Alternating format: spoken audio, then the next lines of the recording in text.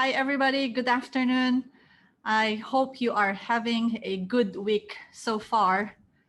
Yes, today is the middle of the week, and it's that day, as Bon Jovi says, we're halfway there. Happy Wednesday, everybody. Let's learn something new today.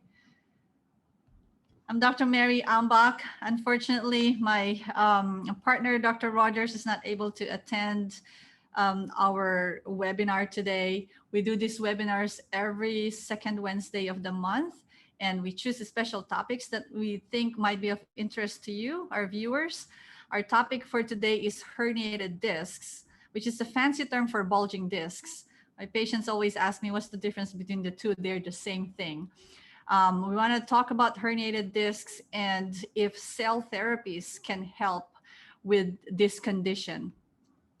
Herniated disc or degenerative disc condition accounts for about 30% of the cost for chronic low back pain. And as many of you know, chronic low back pain is one of the major musculoskeletal issues that we see in the clinic. And it's responsible for the highest burden of disability right now. So this topic is not only prevalent, but it's also very consequential. It's a very costly musculoskeletal problem. So Dr. Rogers, as I said, is not joining us today.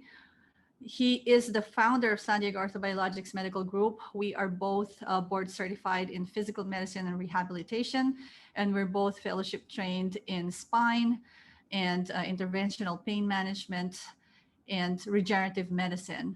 Our interests is in regenerative medicine, which is based on the concept that our bodies have the ability to heal themselves. And we base our treatments on that premise and to do treatments to help your body heal naturally. So we've got decades of experience in performing regenerative procedures. We have published in book chapters and journals. Currently, we are participating in clinical trials for regenerative therapies.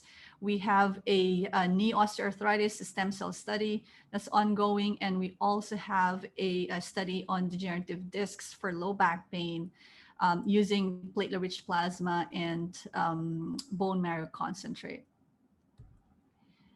So let's look at the anatomy first. If you look at the picture on the right side of your screen, you see the bones that comprises the spine, and that's called the vertebral body. In between these bones, you see the discs, which acts as a cushion between these two bones, the intervertebral bodies, and we call this intervertebral discs. And the discs is composed of an outer strong cartilaginous material called the annulus fibrosus and an inner gel-like material called the nucleus pulposus. Whenever your discs weakens, the outside portion of the discs becomes weak and it tears out, this inner gel-like portion bulge out into the canal, and this can cause compression or irritation of the surrounding nerves in your spine. Sometimes chemicals can leak out as well from these discs that are bulging and can irritate and inflame these nerves or the surrounding tissues, a condition what we call chemical radiculitis. So all these symptoms of all these changes of disc bulging and nerve irritation can cause you symptoms of localized low back pain or neck pain, muscle spasms, pain with prolonged sitting or prolonged standing, bending forward. And sometimes it can refer down or radiate down to your legs or to your arm if there's nerve irritation. And patients notice as sciatica when it goes down to your legs. The cause of bulging disc or disc herniation is due to age-related degenerative changes or due to injury. As we increase years to our age, our discs, which are our cushion, loses some of this water that keeps it pliable.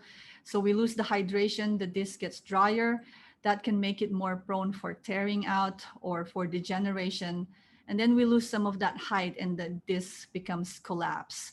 And when that happens, it can, as I said, irritate the surrounding nerves around the disc bulge. It can also cause increased pressure in the joints, which are right next to your discs. And that can lead to what we call facet joint osteoarthritis. So the combination of the arthritis in the joint and the bulging of the discs can cause a condition which we call spinal canal stenosis or nerve canal narrowing, and that can cause additional pain to your back. There are also some risk factors that makes you more predisposed to having a bulging disc or a disc herniation. And some of this will include activities or sports that involve repetitive bending forward, repetitive twisting, pushing, pulling. Genetics can play a role as well. If your mom or your dad have history of disc herniation, you're more likely to have it as well. And believe it or not, smoking can also make you more at risk for having disc bulging. And the reason being, the smoking can constrict your blood vessels. And when that happens, there's decreased blood flow to the discs. So the nutrients that goes into the discs is diminished. Thus, it can't repair itself that much. So if there's one thing that you can do, it's to stop smoking. That will help not only your back pain and spine pain, but a lot of other health issues. There's different classifications that we use to classify disc degeneration in the MRI. So this is one of them. It's grades 1 to 5. Sometimes it goes until 7. The left side, which is the lower number of grade, is a healthier discs. And as you go to the right side of your screen, you have a more degenerated discs. So as you can see, there's a white signal of the center of the disc which corresponds to the water or the gel in your discs. And as it gets degenerated, you lose some of that water and it becomes dark. You can see the disc becomes darker as you go to the right side of your screen here. You can also notice that the disc height becomes diminished or becomes more squish, as my patients would say.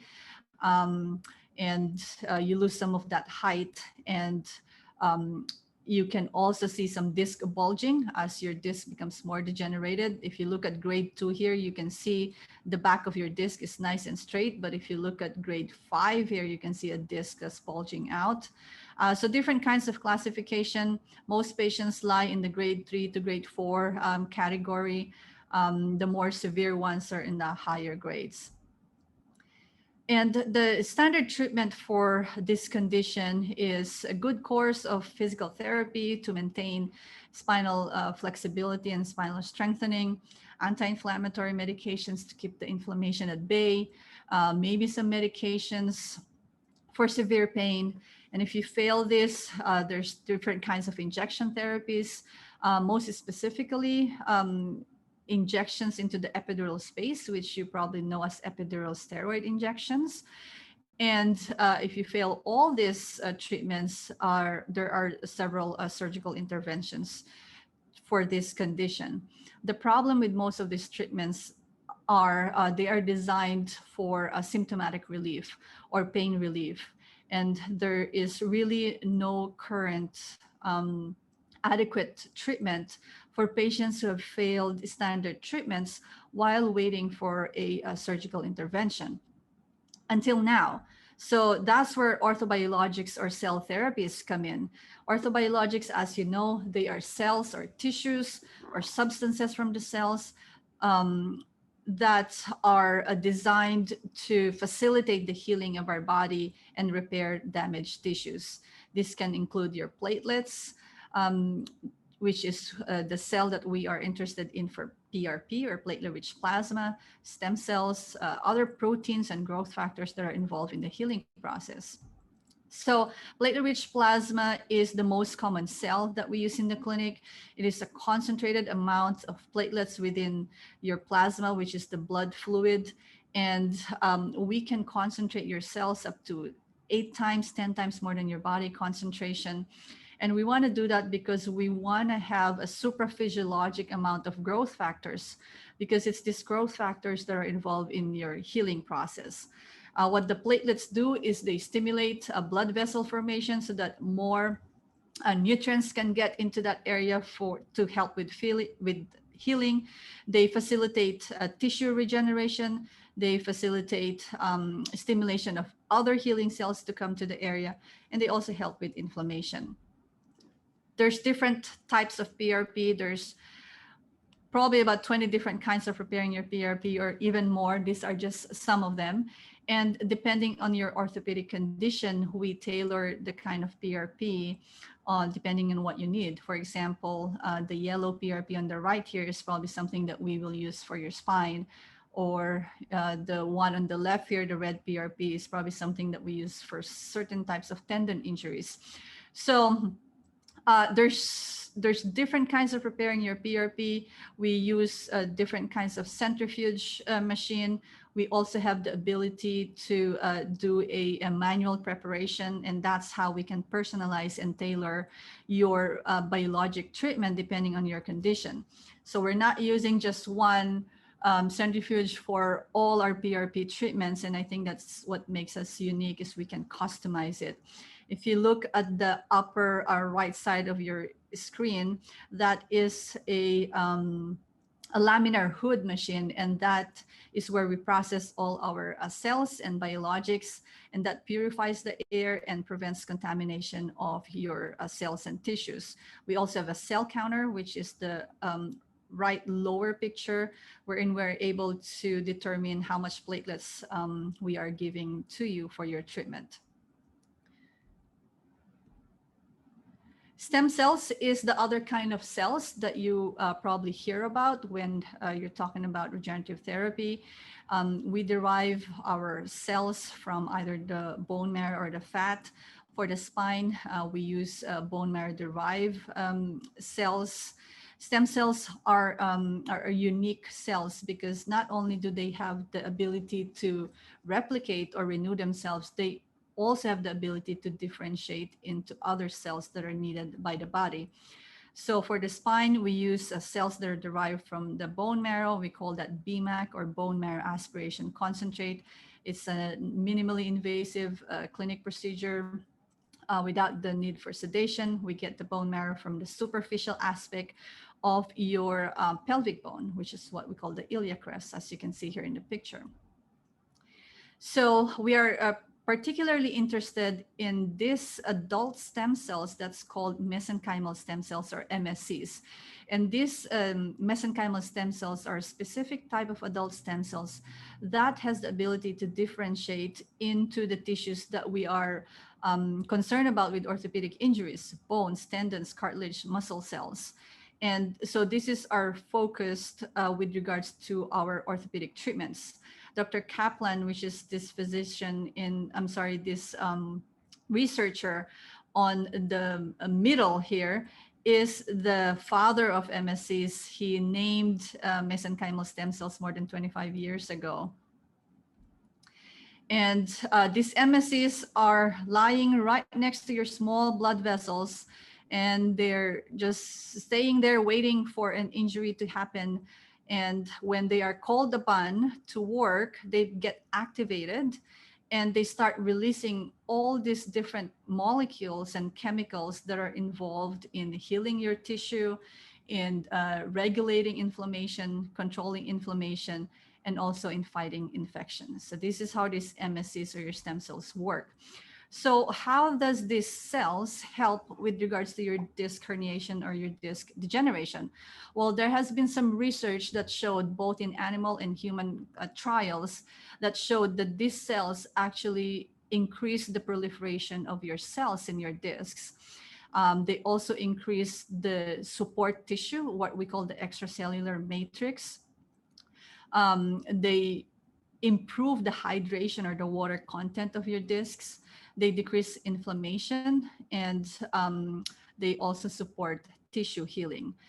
There's also studies that shown that they actually help repair tears in the disc, or what we call annular tears. Not everybody is a candidate for cell therapy. Patients who have severe disc degeneration may not benefit from these cell therapies. Some studies have put out the criteria of decrease in disc space height of more than 50%, a normal disc height.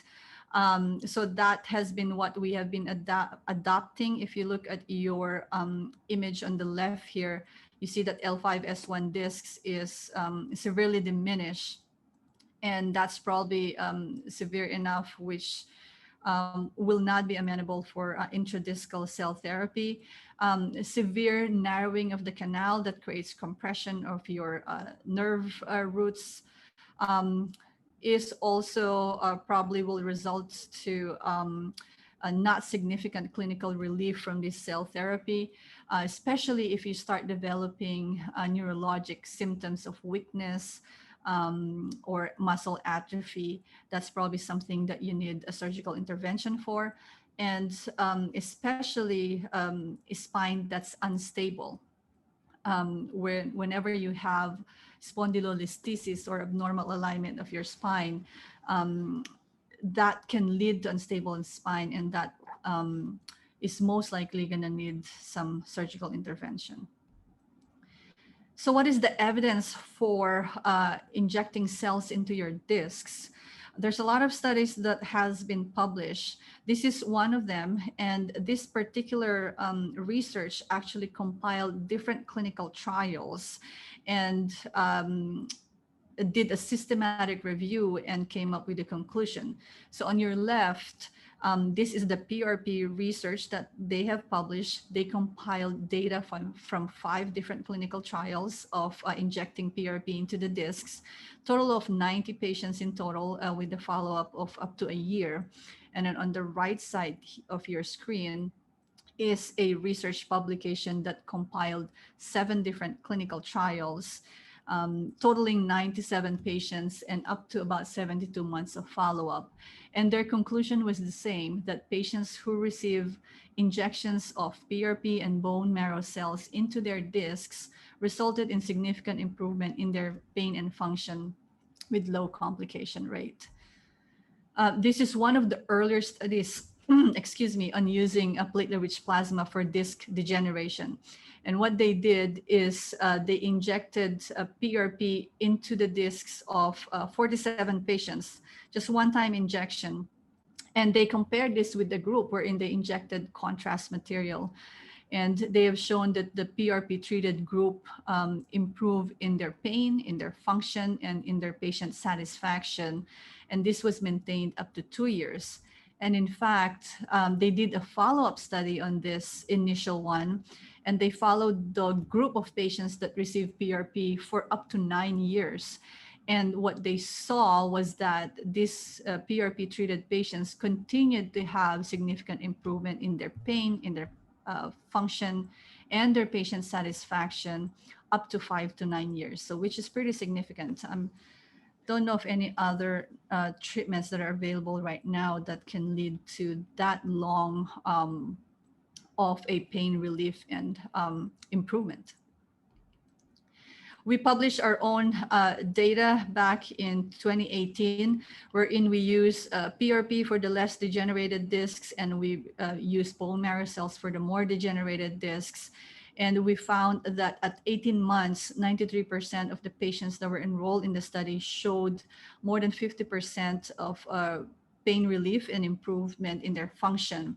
80% of our patients who were enrolled also decreased their pain medication use. All of the patients that were enrolled were able to avoid surgery, and we didn't see any adverse effects or complication. No one was hospitalized, no one went to the ER, or no one had to undergo surgical intervention, and no one had infection. This is one of the patients that received the treatment. It might not be too obvious, but if you look at where the arrow is pointing, there's a little white line at the back of the discs, and that is a disc tear, or what we call an annular tear. And after 6 months, when we did a repeat MRI on this patient, that tear resolved. Now, eventually, annular tears resolved if without treatment, especially small annular tears like this, but it usually takes 18 months or even longer for them to resolve. And the PRP in this case just facilitated that healing process. This is a bone marrow cell study wherein instead of PRP, they injected bone marrow cell therapy to patients who have disc degeneration. And the important thing in this study is that all these 26 patients who were enrolled were all candidates for surgery, whether that's a surgical fusion or a disc replacement. And their finding was that there was an average improvement of 73% with regards to their pain and 70% with regards to their function. Out of the 26 patients, 6 patients decided to proceed with surgery at 3 years. And when they followed with these patients who underwent surgery, only 1 of them had an improvement. And when they compared these patients that underwent surgery with the patients that did not undergo surgery, they did not show any clinically significant improvement between the 2 groups. Another finding was that they did MRI on the patients, most of the patients that were enrolled in the study, and 40% of those patients that had gotten the MRI showed an improvement in the disc degeneration at 1 year. So as you can see, the results from these procedures are not immediate. It takes 4 months, 6 months, even up to a year in some patients. But these are slow, gradual improvements that you will notice over time. There's more studies.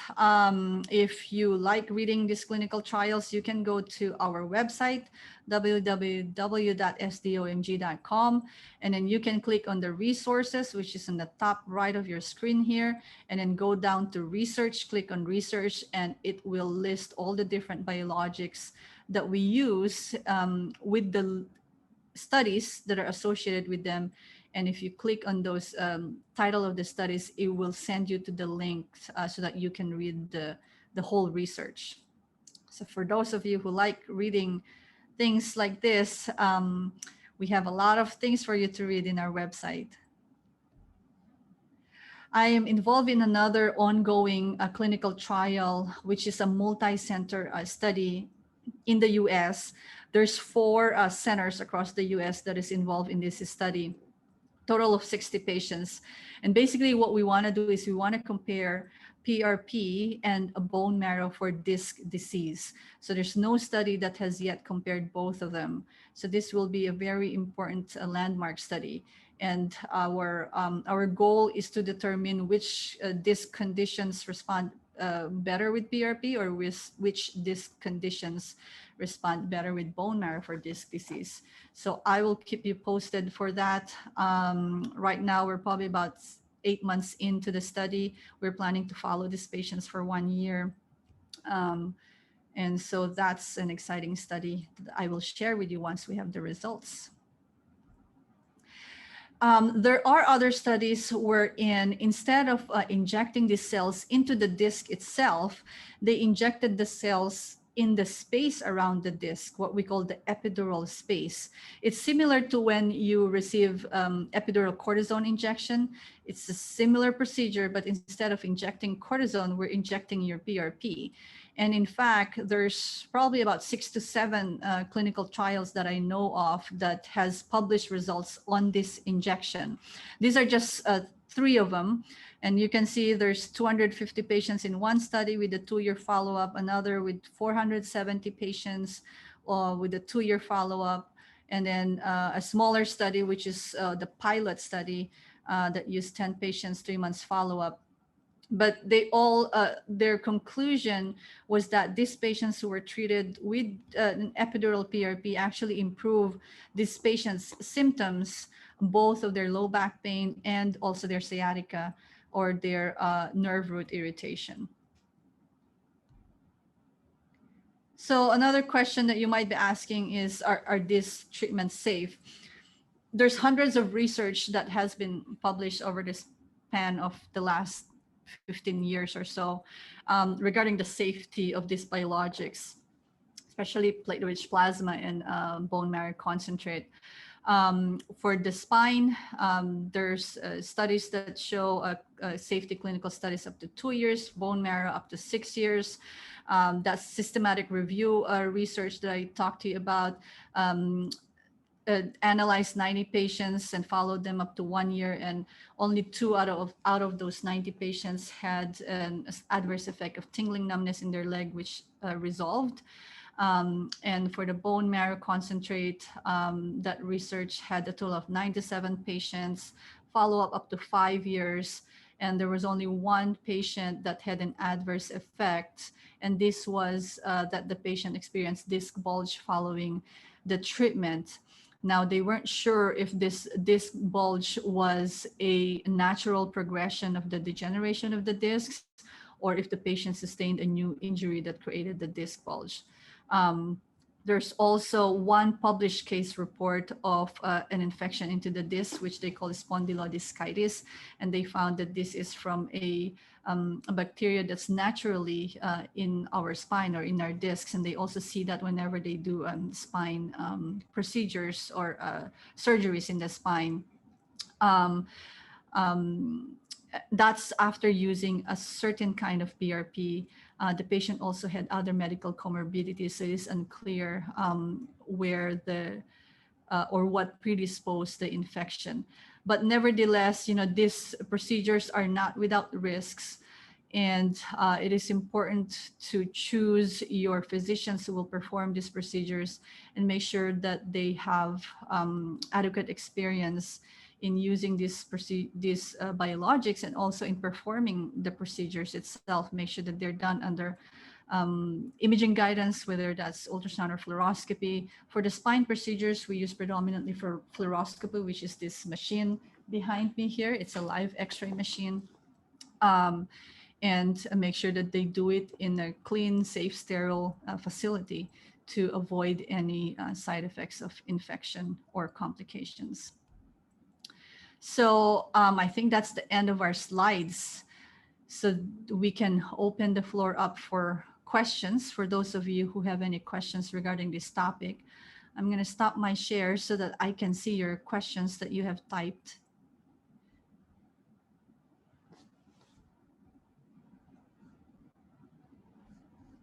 And let's go to the first question here. Okay, hello, Doc. How long does the bone marrow procedure for the disc disease last? Yeah, that's a great question. With regards to the studies, the longest study that was published that I can think of is 3 years. Our clinical experience actually is anywhere from 2 to 4 years that it can last. At least based on my clinical experience, the patients that I've injected bone marrow cells on usually do not have to repeat the procedure. Patients that had PRP, some of them might need a repeat injection in a couple of years, but some patients did not. So one difference between the two, though, that I've noticed is that patients who received bone marrow cell therapy had a quicker response from the procedure than the PRP. But either of the two cells actually have good, adequate data to support the use of it. Okay, so let's click that as done.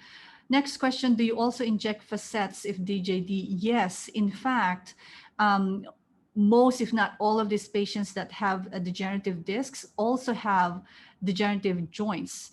Because if you think about it, the joints and your discs support the spine.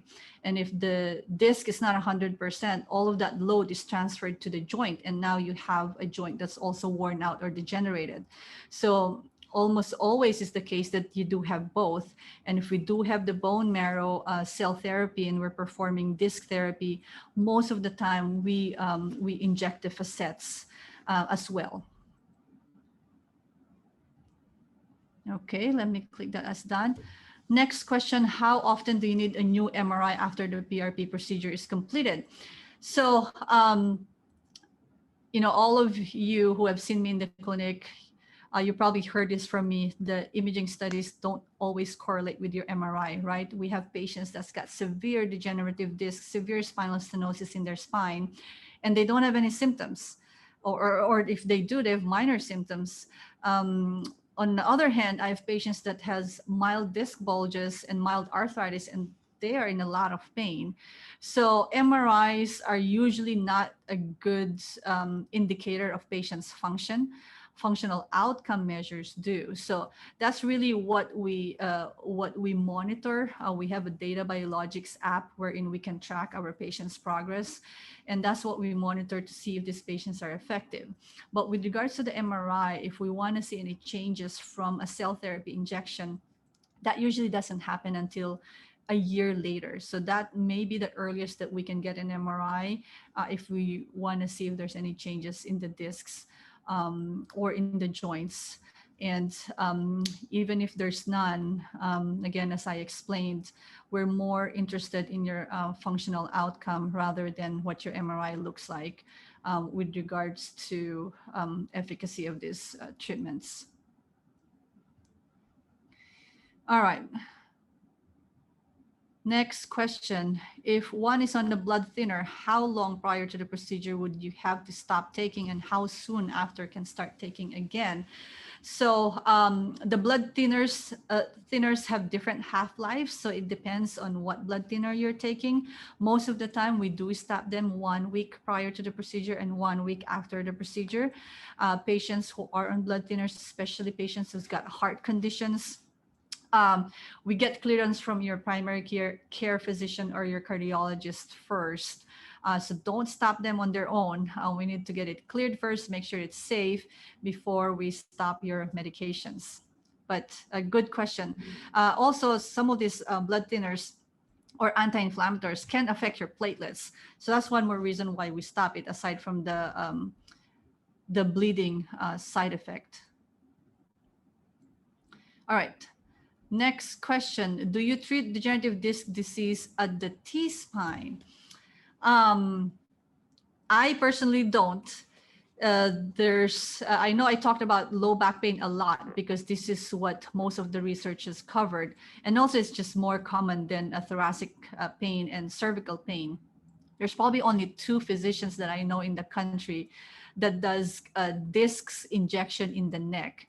It's a fairly complicated, more complex procedure.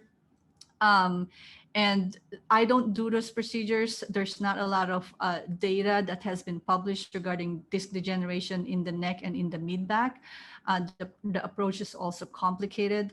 I think the reason why we don't see a lot of these patients with disc pain from degenerative disc disease in the T-spine, in the thoracic spine, is because it's a very stable portion of your spine. You've got the ribs that support it. So it's very stable, and it's a less common pain that we get compared to a low back and a neck. So I hope that answered your question. We actually see more facet joint arthritis pain in the mid-back rather than coming from the discs. So we need to evaluate where really is the pain coming from, because it is less likely that it is coming from the disc itself, although it's possible. Okay, click that done. Hi, are there PRP or bone marrow concentrate studies that are recruiting for severe degenerative disc disease in San Diego, California? So if you go to, so my, with regards to my clinical trial, I've already enrolled all my quota for that patient, for those patients, 15 patients. But if you go to this website, that's called clinicaltrials.gov, G-O-V. So again, that's clinicaltrials.gov, and I can maybe send you a chat and type that out for you. But that's a good website to see the listing of all clinical trials that are happening in the country. And you can select the types of trials that you want, or the types of the condition that you want to look for. So you can customize your search. So you can type stem cell therapy or PRP, and then you can type degenerative disc disease, and then it will list all the actively recruiting clinical trials or the completed clinical trials, and it's got information on the company that does it, so you can contact them and ask them if you're a good participant for the study, or if you can qualify for that study. So clinicaltrials.gov. I don't know of anyone right now personally that's actively recruiting in San Diego, but that would be a good place to start. I'm hearing that PRP and bone marrow therapies provide slow and steady improvement and slow reduction in pain. What type of pain management is done in the interim? Very good question. So I have patients that come to see me, and they're in a, what we call a hot discs or a hot nerve, wherein you have active flared up symptoms, and that is actually not the perfect time to do these therapies. Usually what I do is I try to calm down the symptom first, whether that's an epidural steroid injection or physical therapy or rehabilitation. Most of the patients that come to us for treatments have already tried all these standard treatments. But for those of you that have not, that are seeing us for the first time, you just had the injury, you haven't had any treatments at all, our course is to do the standard treatments first. You got to start with the basics. You got to start, spinal strengthening, flexibility, decreasing the inflammation.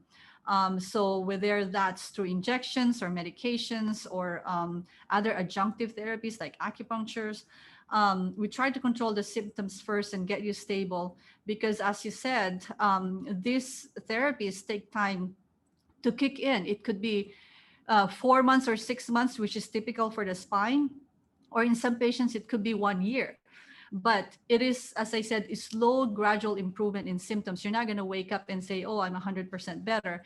You're going to notice that maybe, 4th month, oh, now I can tolerate sitting better, or now I can bend forward and not have a lot of pain. So it's slow, gradual improvements over some time. Again, as I said, our average is about 4 to 6 months, wherein patients can actually say, yes, I'm, significantly improved. There's a question here regarding amniotic-derived stem cells, and there's really not a lot of clinical trials that has been published regarding this. There's probably one clinical trial that I know of that has one patient in the study. It was a case report using amniotic-derived stem cell. So not a lot of data. So I can't comment on that. FDA is not allowing us to use any allogeneic source or biologics that are derived from outside of your body. So we're not doing those procedures. Again, a very limited data as of right now. Wow, great questions here. They just keep on coming. I love it. All right, let me go to the chat. There's more questions in here. How do you determine which disc is causing the pain?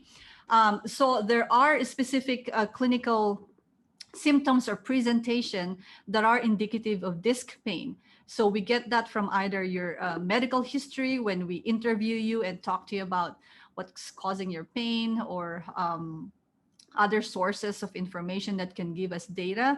There's some data based on what we derive from examining you in the clinic that will give us a clue as to whether your disc is causing the pain.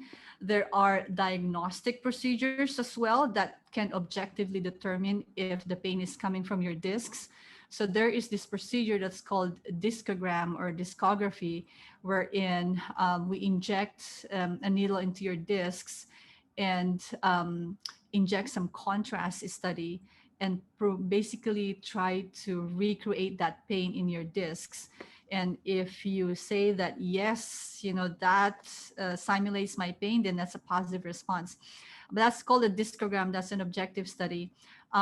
So yes, there are ways wherein we can determine if the pain is discs mediated, or if it's coming from somewhere else. Maybe it's coming from your joint, or maybe it's coming from your muscles, or maybe it's non-orthopedic. But I think that's where the clinical examination and history is important.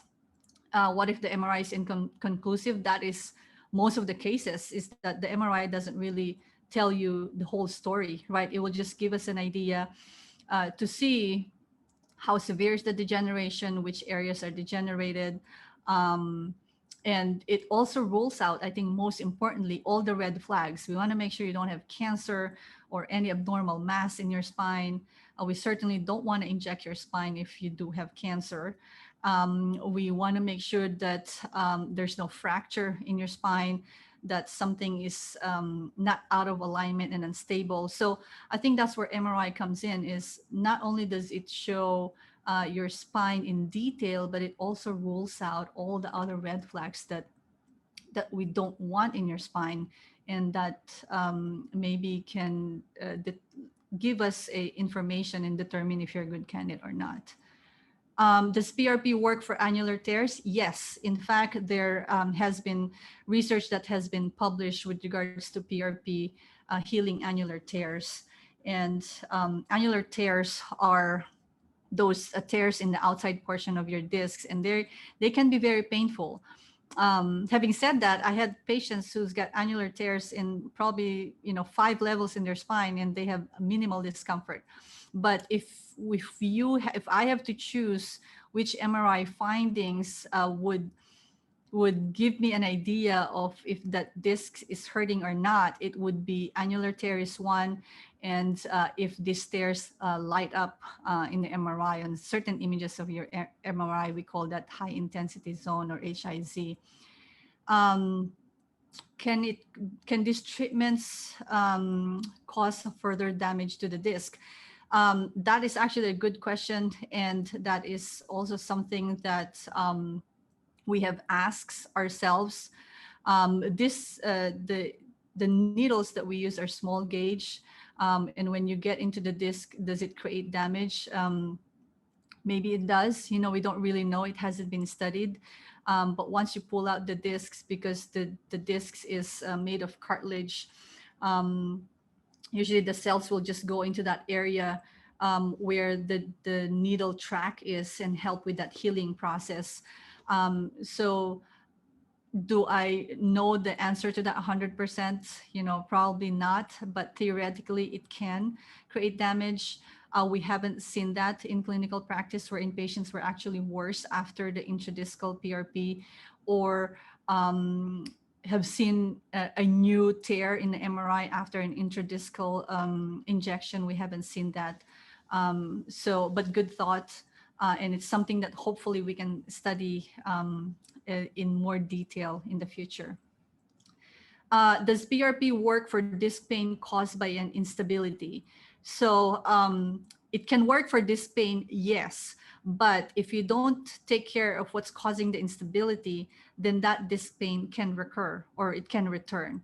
So it's important to figure out what's causing the instability. Is it out of alignment? Is it because the muscles that are supporting the spine are not strong enough, in which case you need a really good rehab program? Is it because you have an autoimmune condition that causes you to be stretchy or bendy, or have hyperlaxity of your ligaments? Then that's something that needs to be addressed. So you got to treat the cause of the instability in order for the cell therapy to be effective. All right, probably our last question here. How do you determine whether to inject into the spine or around the spine? Oh, I think I'm assuming that you're asking if we inject in the disc itself, or into the epidural space, or the space around the discs. It depends on multiple things. Depends on your symptom. If your symptom is more predominantly disc related, that will point us towards going straight into the discs. If you have symptoms that points out to some nerve irritation, that's something wherein we consider treating it with epidural injection, wherein we inject in the space where your nerves are. we usually go for the less invasive option, and injecting into the epidural spaces and less invasive option. So for patients who has less severity of the symptoms, and they don't have a huge disc bulge, epidural PRP is probably, or injection around the disc is probably a good option. Um, Otherwise, for more degenerated discs, then we go straight into the discs.